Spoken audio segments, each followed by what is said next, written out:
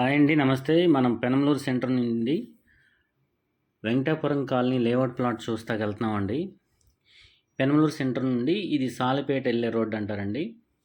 ఈ సాలిపేట రోడ్లో నుంచి మనం ప్లాట్ చూస్తాకి వెళ్తున్నామండి.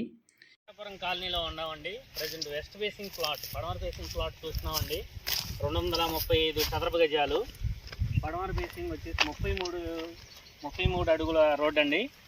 మనం మీరు చూస్తున్నారు కదండి, ఈ ప్లాట్ ఇప్పుడు ఈ పిల్లర్ టు ఈ పిల్లర్ వరకు వస్తుందండి.